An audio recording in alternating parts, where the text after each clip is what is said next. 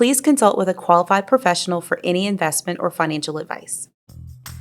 I have a prompt template that I like to talk about, and it's one that helps me to share the information, to brainstorm with the tool the way that I want to, but it keeps my professional or my personal information secure. This is Pay That Bill, a podcast from your friends at Virginia Credit Union. I'm Sabrina, financial educator here at the credit union. To those who are new to the show, welcome. For those returning, welcome back. And today, for the second time, we have our friend Tori. I'm returning. Hi. Hi. How are you today? I am very well. Thank you so much for having me back. Well, welcome back. I'm glad to have you back. How was your week so far? It's been really good, really busy. I'm looking forward to the weekend, though, I will say. I mean, I start looking forward to the weekend on Monday, but that's a whole nother thing. And today, I'm going to guess today is Tuesday as we're recording this. Yes, at this time of recording, it is officially fall in Richmond, Virginia, even though it has felt like summer over the past few days. We're supposed to be getting a little cold front coming in, so perfect weather for apple picking and going to the pumpkin patch. Ooh, soup. Yeah, soup in the crock pot. All of those amazing fall things that we love to do. Fall is my favorite season. Me too. I was born on it's always either the first day or the day after fall. Yes. So I think that's why it's my favorite season. Mm-hmm. So we did go to the state fair Did you? on Sunday, and it was hot. Yeah. So, but like you said, it's Virginia. You never know. It'll be like 60 today and 95 tomorrow. Yeah. Was it well attended, the fair? I would say because it's the last day, it wasn't as crowded, which is great because it was a lot more space to walk around. And I really just go for the food because I don't get on the rides. Hello, fried Oreos. I did have those. That's my favorite. And you didn't bring me any? They did not make it past the exit gate. I am sorry. All right, I'll forgive you this time. So this is your second time on the show with me. Yes. And you know how this goes. And I have to ask the biggest question. What bill did you pay this week? Well, paid many bills. Many bills came through autopay. Got the good old Verizon bill for the internet and phone and all that good stuff. So, it's the regular old bills. However, I did pay one fun bill that I don't like to consider a bill. I was like, because bills this was fun. actually a fun payment that I had to make. So for my friends here and out in the audience that know me, they know that I am a very, very, very big fan of concerts. I'm a music girl. And I have a really exciting concert coming up in a couple weeks. Who are you going to go see? I'm going to go see Billie Eilish. I love it. So excited. So I'm going to travel down to Raleigh for the weekend. And yeah, so these days concert tickets are not cheap. They're expensive. And she's her last album was beautiful. I will say that. So wonderful. I'm sure it's popular. One of my favorite albums. But of course, getting tickets was like the Hunger Games. So I ended up getting one singular ticket. Thank you to my son Holden. He got me that one ticket. We were both on Ticketmaster at the same time, trying to, so. I know how that battle goes. I am a Swiftie. Yeah, between Taylor Swift and Harry Styles and now Billie Eilish. I got one ticket. So I paid for that, but I also have to take myself down to North Carolina, so I got to pay for my gas. I also have to pay for my hotel, food, and maybe some merch. You better get some merch. We will see. Concert tees are the best. I tell you what, it is adding up.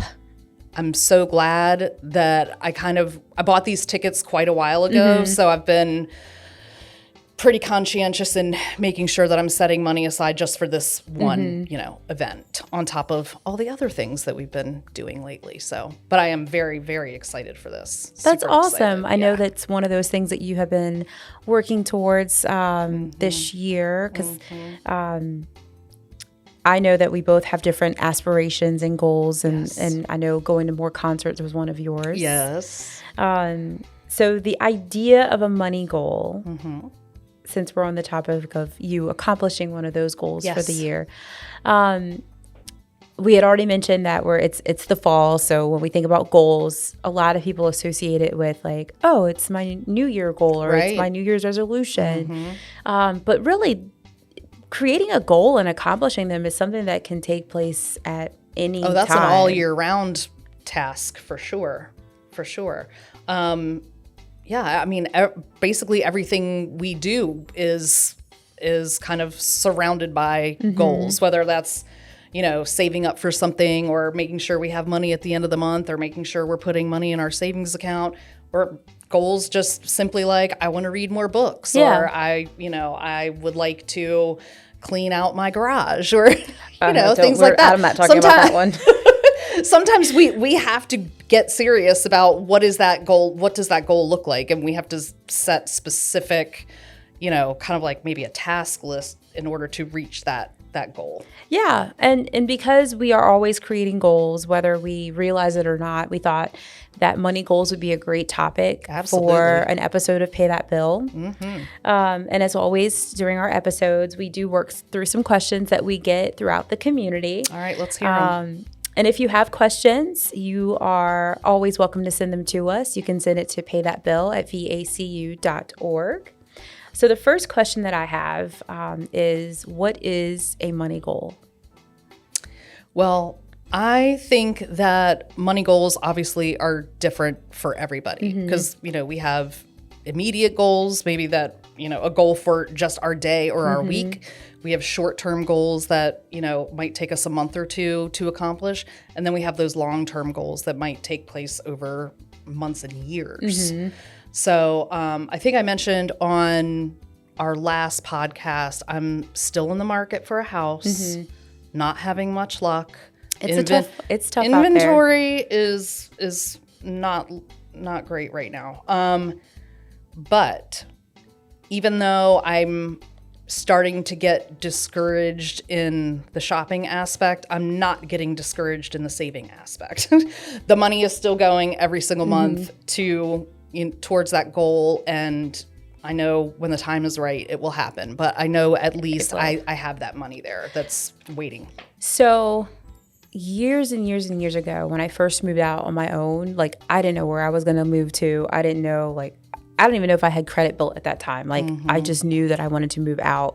I had actually started buying stuff for my apartment like a year in advance. It's almost like you're manifesting that special space. Yeah. You know? So I saved money because I was able to like get stuff on sale. So like sheets and towels and like dishes and whatnot. Ooh, that's smart. Maybe I need to start doing that. Just hoarding the little things away. So like when I moved, I had a lot of those big ticket items like already taken care of, even though I didn't know where I was going to move to. But I think it made me stay on track for that goal because I'm like, now I want a place to put these things in. So let's keep working towards it. Yeah. And like I was thinking about this the other day because we were talking about it.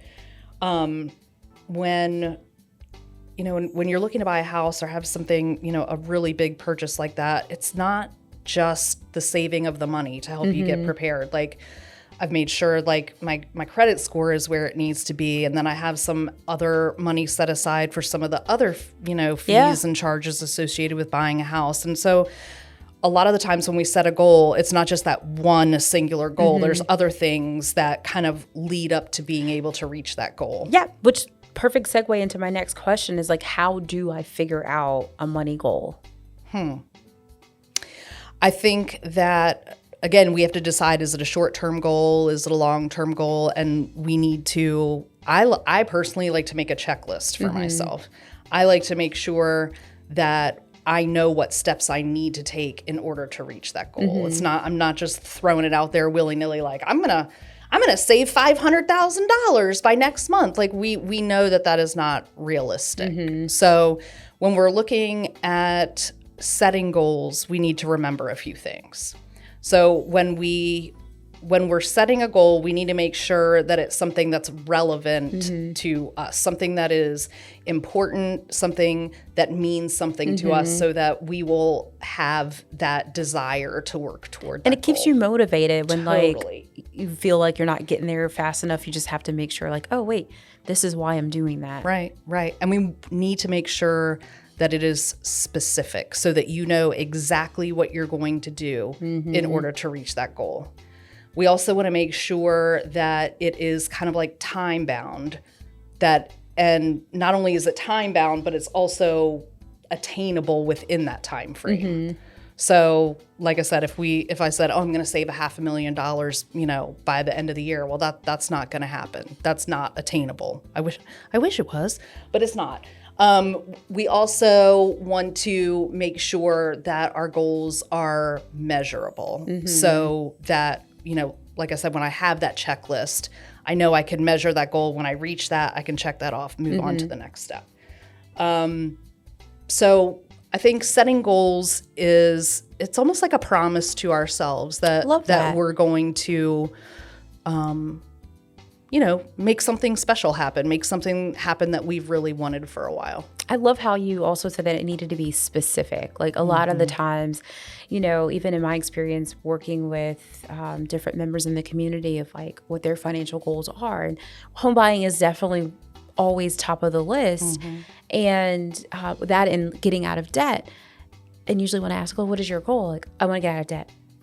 Right. What debt are we looking at? What does that look like to you? Yeah. So being able to specifically name it, I think, continues to keep us on track, if you will. Yeah. So I love that. You've got to have a plan. It has to be a plan that is doable. So I think if without it being specific, it maybe can even turn into like an aspiration versus like a tangible goal with a target or a deadline. Yes. That's such a good point. That's very true. So my other question is, I have a big purchase I've been putting off and I'm finally going to do it. Where do I start? I would start by identifying the steps, just like what we were talking about. Identifying those places where you can take specific actions, where you can record what you've done, where you can see where you're going and how long it's going to take you to get there. I love that because, we're human and humans like instant gratification. Oh my gosh, absolutely. And sometimes, especially when things are not like as obtainable or we don't set ourselves up for success, it's so easy for us to just give up and like, what is the point of doing it? So I love that the steps that you've kind of outlined and provided, they're really smart, if you will, of like how to get a good goal off the ground. Yes. So my personal favorite is what I call the domino effect when I make some goals. So thinking about like big lifetime financial goals that someone might have, like retirement or buying that house or maybe even sending your kids off to college, we have the end line in sight. Like we know what that end game looks like, but sometimes we don't set ourselves up to get past that point. Right. So like what does the day after retirement look like? Right. What does the week after you close on your home look like? So sometimes when we get ourselves together, especially with our finances, we might not save enough to get beyond that deadline. So what I do is with the domino effect is I set one goal up. It could be like a short-term goal. And that short-term goal, once it's accomplished, is going to kick off my midterm goal. And that midterm goal, when that's accomplished, kicks off the next, maybe the long-term goal. So it's kind of like how you set dominoes up in a row and you tap one and they all fall down. Yeah. That's a great way of just setting yourself up so that you're not just at the finish line, like you have something in place to go beyond that point. Right. Well, it's like when I think about retirement, especially, I'm still a little ways off, but there are so many people. There are so many people out there, that are in their 50s and they're like, oh, well, I'm going to be working forever. I don't have any money saved up. Well, I mean, when we think about retirement, we should not be thinking about that when we're 30, 40 years old. We should be thinking about that in our 20s and how we're going to set ourselves up for when we are in our 60s or 70s. So while, it's never too late to save money, things like those kind of like really, really, really big goals and ideas about what we want for our future selves, we have to take the time out to plan for those things decades in advance sometimes. Yeah, I mean, like I'm in my late 30s and 40 is coming up and time flies. I just feel like it was yesterday that I got into my career and I'm like, girl, you've been doing this for it'll be 10 years next year. I'm really glad that I was, had parents that really told me, like, you need to save up for retirement. Right. And because in your 20s, you don't think about it. You're like, No, I you're have saving for plenty other of things. time. Yeah, you might want to buy that house or a new car or whatever. And you're not thinking about retirement when you're 25. But you can think about all of those things in its own way at the same time, because it's so important, because you want to make sure that, like you said, that you're not waiting until you're in your 40s or your 50s and you're like, oh, I want to retire. And you're like, you got maybe you haven't set enough aside to retire to have the lifestyle that you want to have. Exactly. And that's why we have to have a plan. So speaking of plans, a lot of the times when we think about setting goals and looking at the lifestyles that we want to live, a lot of the times we aren't communicating with our significant other or our family members if you have kids. So I had mentioned probably in the last episode that we bought a house about 3 years ago. That was a big financial goal that we had on our plate. And throughout that process, we had conversations about, like, what kind of house do we want to live in? Where do we want to live in? Like, we had some aspirations. I don't know if our budget was accommodating to some of these aspirations, but I found during that process that my husband and I had different views on some stuff. And there were some things that I'm like, wow, we really should have talked about ahead of time. Wait, you mean he doesn't do everything you tell him to do? That's a whole nother episode that I don't know if we can ever get to, because that's a struggle within itself. But, a lot of people think that, like, talking about money is taboo. I think society tells us that money. So true. Talking about it is taboo. And it can be awkward, but it's so important, whether you are already down the aisle, whether you're thinking about walking down the aisle, or even if you're dating, like, you need to be on the same page. That kind of inspired us to do a video a little while ago. It's on our website called, like, How to Plan Your Financial Date Night. Oh, yeah. I watched that one. It was really good. And it really, like, it goes over, like, one, what are our values? What is important? You talked about earlier, like, making goals that are relevant. Why are we going to work every day? Why are we working towards this? How do we get on the same page and talk about it? Having those conversations can really help avoid conflict and things down the road. Because sometimes we also make assumptions about our partner. If you're with someone who, their mother or mother figure in the home, maybe they didn't make any of the financial decisions, and the male figure in the home or your father did all of the finances. Well, then you meet someone and you're going in with the assumption of, like, oh, this person pays the bills and I don't. Right. What if you meet someone who had the opposite upbringing, and then you're just both sitting there assuming the bills are getting paid and nothing's getting done? That's a really good point. And I was thinking, like, sitting down with your significant other, or your best friend, or whoever, it's like, it would feel so good to have someone by your side trying to accomplish the same goals as you, and being that support system, and being able to kind of reflect with each other, and to, just have each other to work side by side with. It's so much better to, like, if you're on a diet, it's hard to do that by yourself. It is. Like, if you have someone that is kind of like your accountability coach or your accountability person, it makes it that much easier to reach that goal. So you told me a little secret about how your friends got together. Oh, yes. At the beginning of this year. Yes. To really set yourselves up for your goals. Tell me. Yes. Share a little bit more, especially to our audience who don't shout know. out to the girlies. We decided at the beginning of the year, instead of going out and partying it up on New Year's Eve, we were all just going to have a quiet evening at my house. So we brought some food and drinks and pulled out all of our markers and, fun craft stuff. And we decided that we were going to create a 2025 bingo board. So for those of you that are watching, this is what it looks like. For those of you that are not watching and just listening, this is just a little bingo board, like a 5 square by 5 square. So We each came up with 25 different little goals or big goals that we wanted to reach this year. Like some of mine were, going to a concert. I get to cross that one off. Let's see, reading 5 books, going on a train ride. I see pickleball. Oh, pickleball. Yeah, so pickleball, sadly, what is it, September at the time? It is October. Oh, it's October.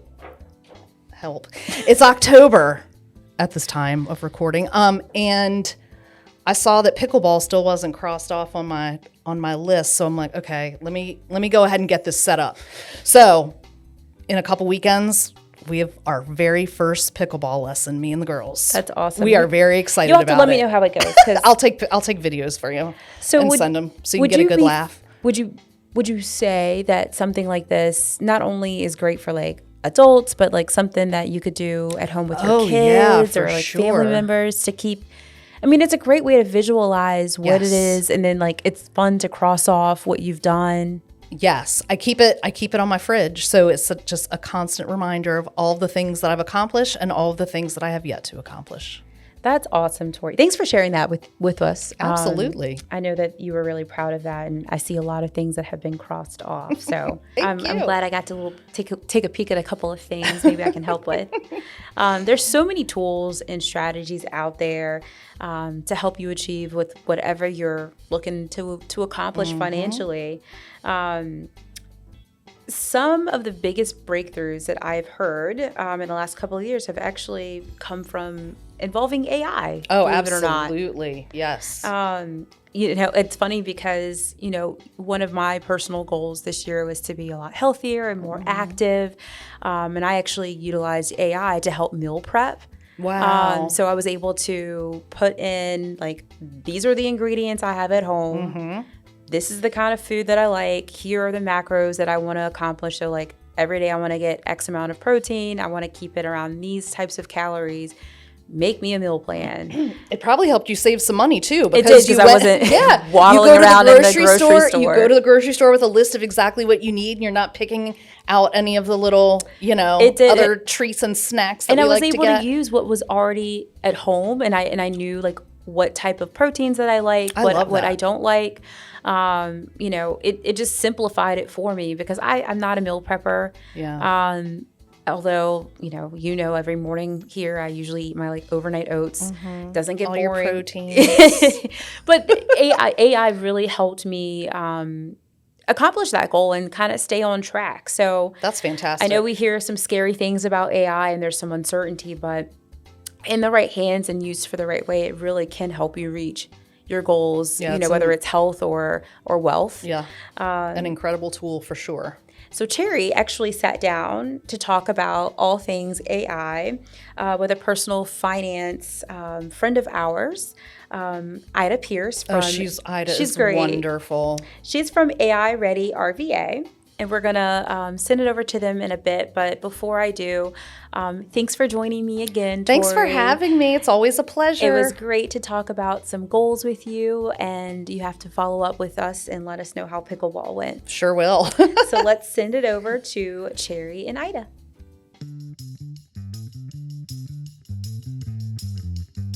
We are so excited today to have Ida Pierce with us to discuss AI and its impacts on personal finance. Thank you for joining us. Tell us a little bit about yourself and how your business and how it relates to AI. Thank you. I'm Ida Pierce. My business is Pierce Creative and Consulting, and I'm a certified consultant in AI for business transformation. I specialize in helping organizations get comfortable with new technologies and innovative processes.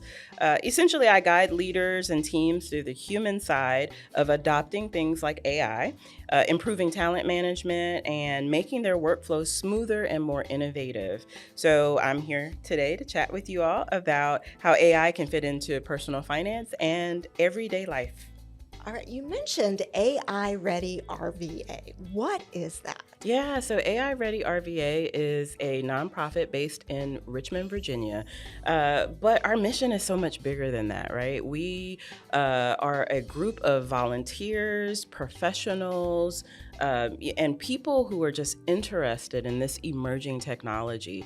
The mission of the organization is to enhance AI literacy in the region and across the state. And so as a nonprofit group, we bring together individuals in different specific interest areas. And we do that through a cohort model where we have specific cohorts of interest. So you may join our money and finance cohort, where you're interested in hearing from professionals and experts and just everyday people who are incorporating these tools into their life or into their work based on that subject matter.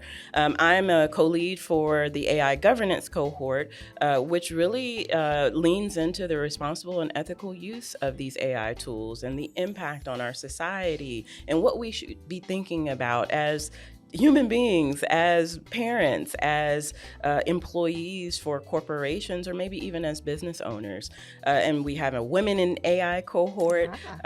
We have cohorts focused in healthcare. We have cohorts for our veterans. And so it really is this robust group of people in the community who have come together around this topic. And, you know, our goal is to make Richmond and our region the most AI ready region in the state. Yeah. So how can I learn more? How can I actually get involved in that movement? Yeah, great question. We have a website. It's AIReadyRVA.com. I encourage everyone to just go out, take a look at the events that we hold, some of the opportunities that we create for people to come in and learn, whether you want to build an AI agent for yourself or whether you just want to lean into one of the topics that I mentioned previously. We also have various events that we are at around town where we're coming through to talk to people about how they may enhance their literacy around the topic of AI. And it's just a great group of people. AIReadyRVA.com. I'm going there now. Yeah, there you go. Feel free to join us. Excited to learn more about it. And this topic is very, very hot right now. And, you know, your knowledge on this in this area is so valuable to us. And thank you for taking time to share it with our members. We really do appreciate it. Absolutely. I'm happy to be here. I really, you're right. This topic is very hot right now. It is in every industry. It's a big part of our world, even in our personal lives. The topic of generative AI. AI has been around for a really long time, but the recent advancements, the more recent advancements, because I'll say within the past 2 to 3 years, has really been an explosion in this conversation, right? But it's timely. And so I'm glad to be here to speak with you all. So tell us, how did you get involved in this area of AI? So I'm a technologist. As a hobby, but also by career. And so I built my career working within technology teams, primarily in the spaces of innovation, process, and emerging technologies. And so I found myself, you know, we all have our college story, right? And what we thought we wanted to do when we went to college and what we studied. And I entered college as a computer science major, and I very quickly understood that the zeros and the ones weren't exactly where I wanted to focus. But I knew that technology was interesting, that there were all of these advancements that were being made, and it was really exciting. And in my first role, I really came to learn that yes, technology is great, it's exciting, it's innovative, but how people adopt those technologies are really the area that interested me and where I wanted to focus. And so that led me to navigate a career within many different teams, but I really became like the trainer, right? The person that could speak with people who now need to adopt a new system and explain to them, you know, in a relatable way, like how you use this technology, how it's incorporated into your process and into your day-to-day.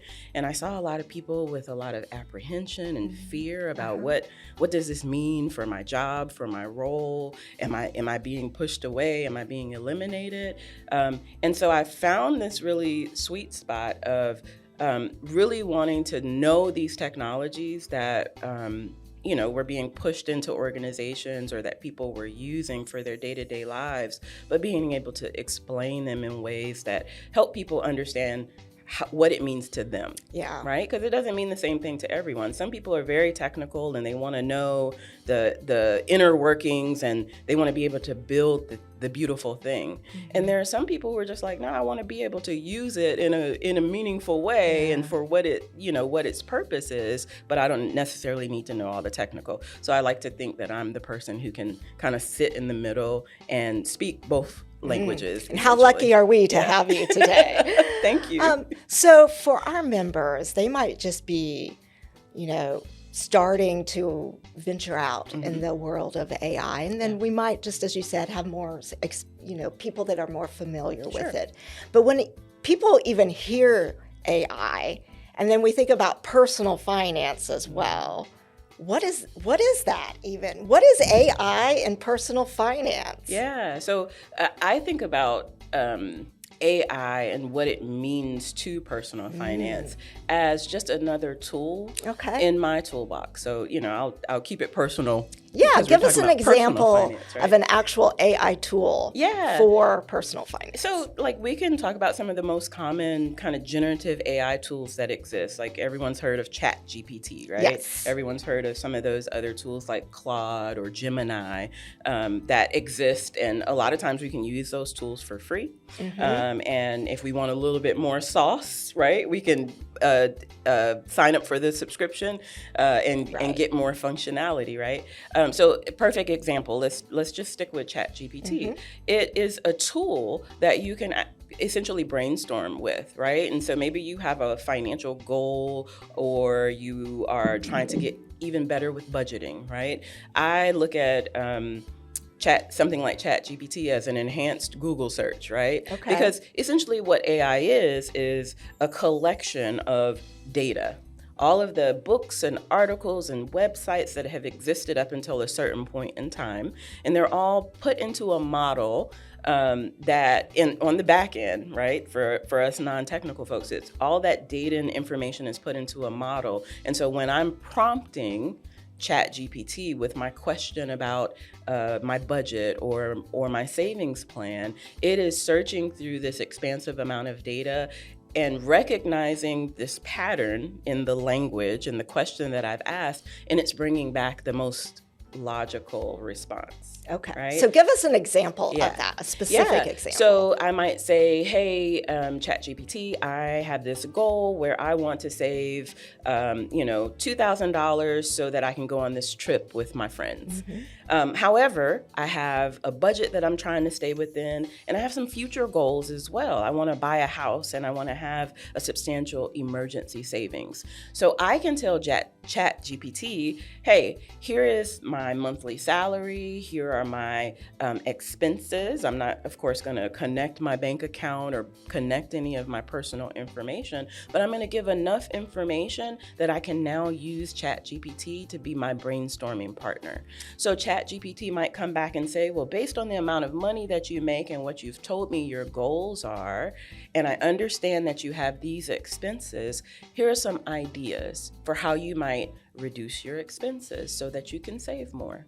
Or here's an idea for how you may even create another stream of income that will help you to achieve these goals quicker, right? So it's almost like you're giving a little bit of information here and there, you're receiving a response, and then you're continuing to work through that information. And what I've found is that 9 times out of 10, there is some sort of suggestion or recommendation that comes back within that tool that makes me think a little bit differently about what my approach is or what type of questions I need to ask. I will caveat and say that, I don't consider ChatGPT to be the financial expert, right? I'm using it as a brainstorming partner to potentially learn more information, help me with maybe some terms that I don't understand, and then I'm going to take that information that I have and those ideas that I have now, and I'm going to go and talk to a professional. Okay. So it can also help me have better conversations. Yes, that's where we would want you to come and talk to us about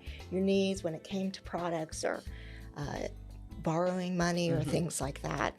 You still need real people. That's right. For a lot of those processes. Absolutely. You need the professionals or the experts, the people who have been, within the field doing this role, supporting people through their financial goals for years and years, I see AI as a tool that we can use to help us have better conversations, right? Absolutely. To help us kind of guide us. To guide us, exactly. Yeah. So can a person take, let's say they have an actual Excel budget themselves. Can they take that and upload it to ChatGPT? They absolutely can. I don't recommend it if it has really personal identifying information in it, but sure, ChatGPT or a lot of the other tools that exist will allow you to upload a document, a picture, spreadsheets, whatever that is, PDF document that you want to upload. I give this example all the time when I'm training about AI and personal finance. So the tool has the ability to interrogate the information within that document and then respond to you based on whatever question you have, right? So in your example of the Excel spreadsheet, you upload that budget, and you can ask ChatGPT, hey, take a look at my budget. How am I doing for the past 3 months? Are there any recommendations that you have for how I can manage this better? Right? Or what should I change? Or how should I think about a year from now once I've met my first goal? Right? And so ChatGPT or whichever tool will interrogate that information and provide some recommendations for you. The other thing that is really cool about uploading documents is, and this is a personal step that I took, I have a daughter who's in middle school.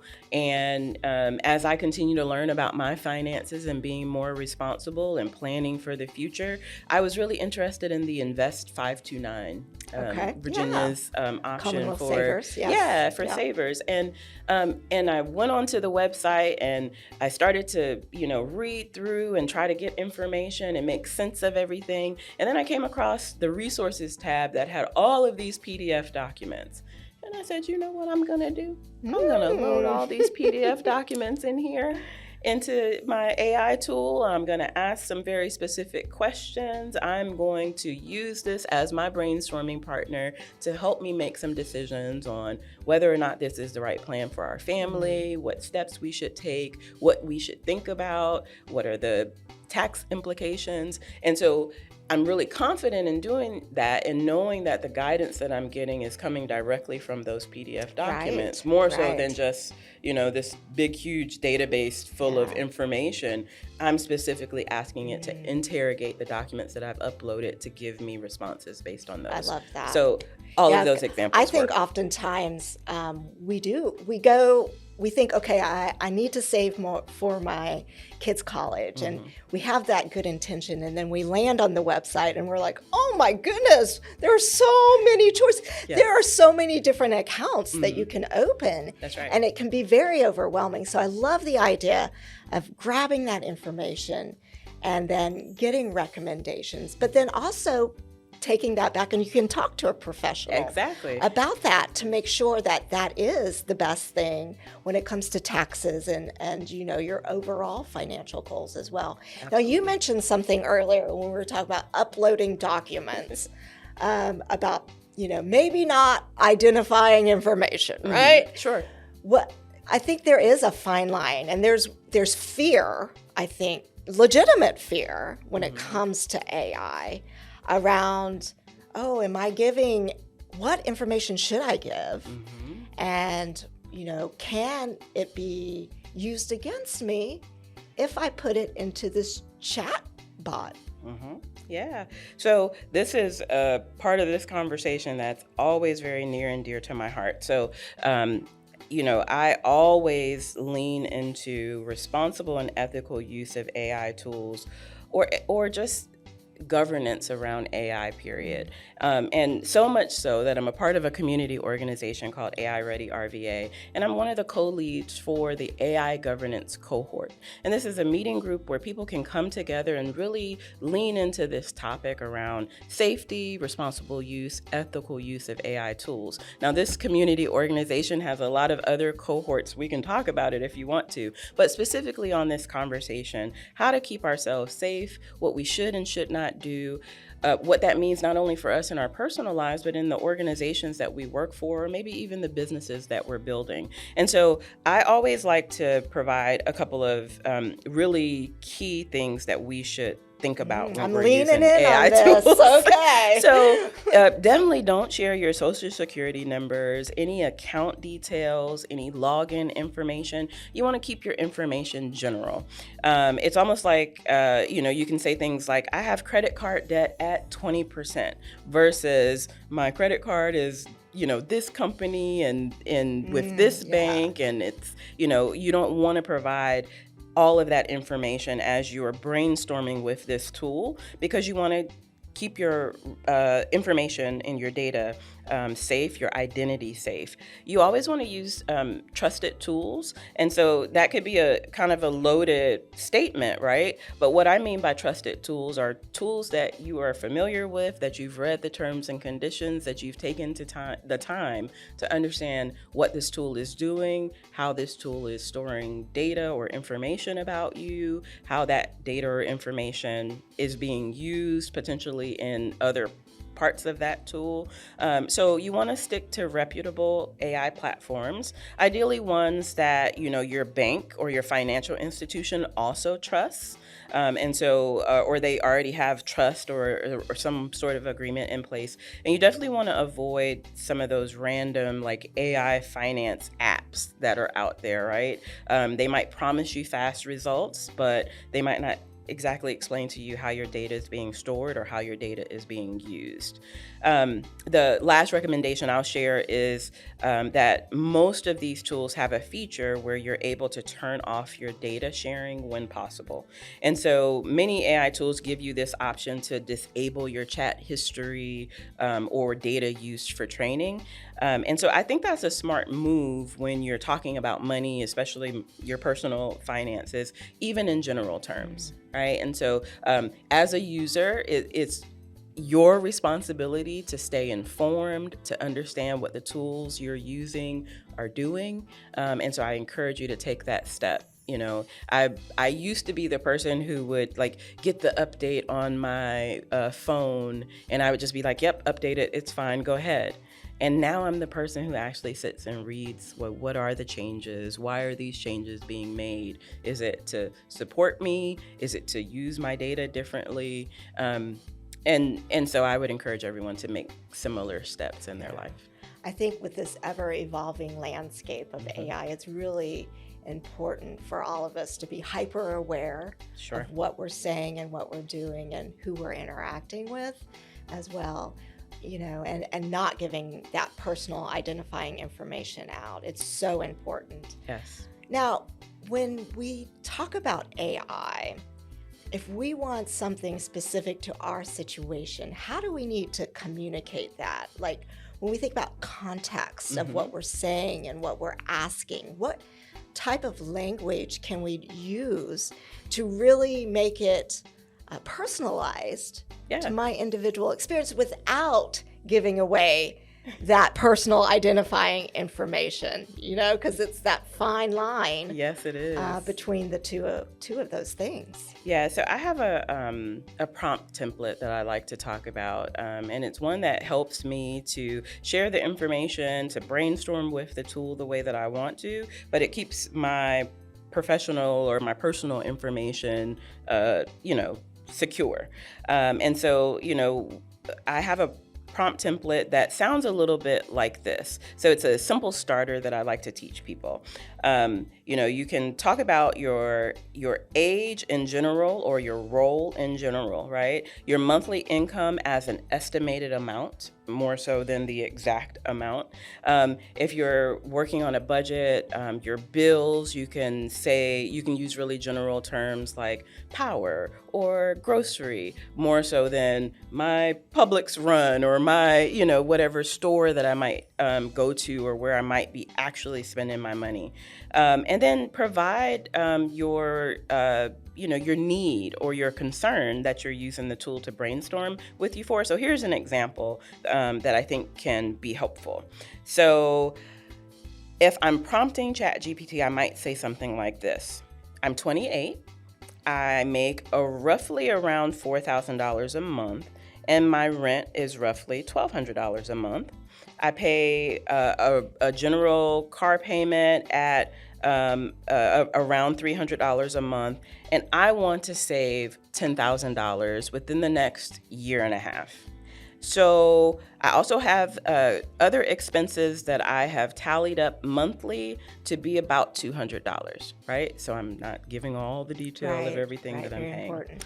So help me plan and explain what I might discuss with my financial advisor. So I've provided all general information. I haven't provided, even though it is information specific to some potentially me, right?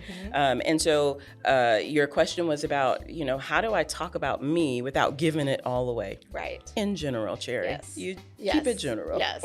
Okay. Love that. Thank you for that very specific example. Yeah. I think that is so helpful. So how do you see AI evolving in this area specifically of personal finance in the next months, even right. or years? I know, it's like every day you wake up and something new has happened or changed. I think, we're going to move from these AI tools being more like this smart search box that we're all kind of familiar with and getting used to now, to this technology or functionality being built right into our financial tools or our banking tools. So, it can help you spot unusual spending, forecast cash flow, or suggest better savings moves in real time. And I believe that there are some functionalities like that already exist within a lot of our banking options now. But imagine your banking app in the future saying, hey, if you keep on spending like this, you'll miss your goal to pay off that car early, right? So I foresee a future where we are feeding in what our goals are. We're being very specific, and we're using AI through our banking systems almost like an accountability partner, as that reminder to say, hey, you told me you wanted to achieve a certain goal, and based on the activity that I'm seeing here, you're not headed in that direction, right? How cool would that be to have that reminder, get those nudges, right? Those reminders, yeah, to have accountability. And I do believe that having accountability is so key in achieving your goals and breaking bad behaviors that we might have. Very true. Very true. Yeah. Yes. I also see a future where we'll see better personalization, right? So AI that really understands these different income patterns, family structures, cultural values, especially when it comes to our money conversations. And, we'll still need humans for the complex planning and for the emotional side of money decisions, but I see a world where this technology helps to continue to advance us in ways that it's already done in a lot of ways. Yeah. Thank you so much. You really made the idea of AI and personal finance relatable and understandable, and gave us those specific tools that we need to guide us through that journey. We just appreciate your time and your expertise, Ida. Thank you. Yeah, absolutely. Happy to be here anytime.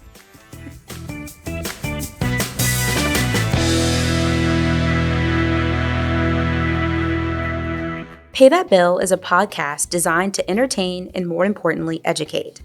The show is produced by Virginia Credit Union and is developed alongside our award-winning financial education team.